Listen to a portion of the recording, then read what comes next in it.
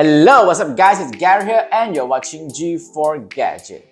If you love taking photos of your partner, your friends or your family, then I have good news for you.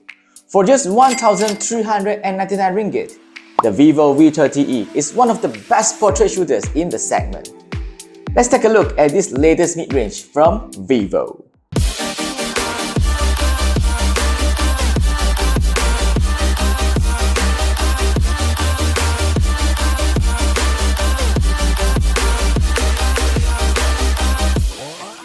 The white-colored Vivo V30e I have in my hand here is called the Sky Mirror. It has patterns that resemble clouds when lights are reflected off it. Unlike the Vivo V30 and V30 Pro, the Vivo V30e has a round-shaped camera module that resembles a luxury watch, which I love more than its siblings. It is quite light and thin at 179 gram and 7.75 mm, providing a comfortable grip in hand with the curved display and the back panel, despite being a little slippery without a case on. On the front, it has respectable screen-to-body ratio, but the forehead and chin is slightly thick. Speaking of the front, the Vivo V30e has a large 6.78-inch Full HD Plus 120Hz AMOLED display with up to 1300 nits of peak brightness.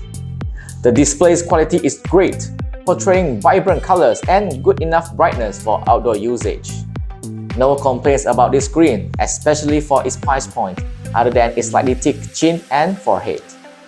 As a camera-focused smartphone, the Vivo V30 isn't a powerhouse. It is equipped with a 4nm Snapdragon 6 Gen 1 chipset, which scored 936 on single core and 2779 multi-core score on Geekbench CPU benchmark. It is paired with 8GB of RAM and 256GB of storage. Like most phones in 2024, daily tasks are not a problem at all. Everything from social media to media consumption is buttery smooth. It runs FunTouch OS 14 based on Android 14, with some good features like Smart Sidebar and widgets. But I really wish they could reduce the number of bloatwares and apps recommendation. Light to medium games like MLB can be played without any visible lags, and the phone doesn't really heat up a lot. In this slim body, Vivo has managed to fit in a large 5000 mAh of battery. Battery life is not bad, but putting the phone on a standby mode does drain the battery quite a bit. 1 hour of MLB drained the battery by 12%, and it can definitely last a whole day on normal usage. The phone can be charged at a maximum of 44 watts via wired. With the provided charger in the box, the Vivo V30e can be fully charged from 0% to 100% in around 1 hour and 10 minutes. Moving on to the cameras. As I said earlier, the Vivo V30e has one of the best portrait cameras among phones under 1,500 ringgit.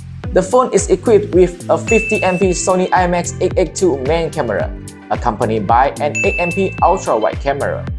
The portrait photos have great subject and background separation. Photos have a lot of details with vibrant colors that pop up the subject. HDR works really well, and there's also adjustable beauty mode which looks lateral. And the bokeh effects can be adjusted after taking the shot. The aura light is still here with adjustable temperature and can be softly light up the subject in dark environment without the harsh feeling of a normal flash. Not just the portrait are excellent, but generally, photos taken with the main camera is very satisfying for its price, and this is expected coming from Vivo.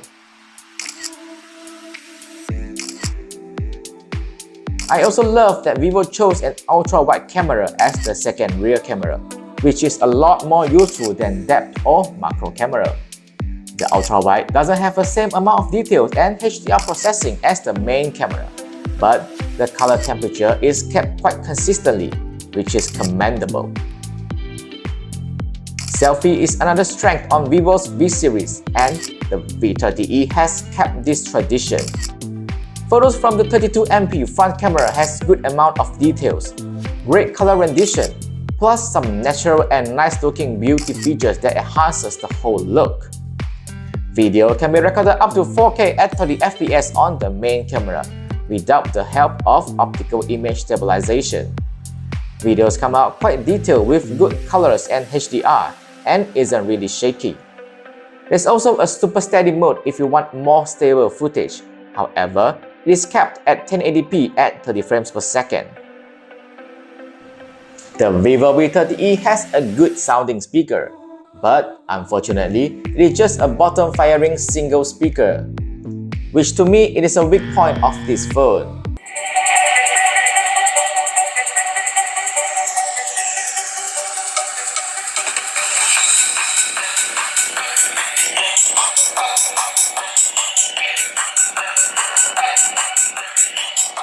The speaker can get quite loud, but I find it annoying that the speaker's position can be easily blocked by a finger when holding it horizontally for gaming or watching videos. No complaints about the sound quality though, but I do hope that the V series can get a set of stereo speakers soon to make it an even better buy. The phone is also rated IP64 for water and dust resistance, which is a welcoming protection feature on a mid-range phone.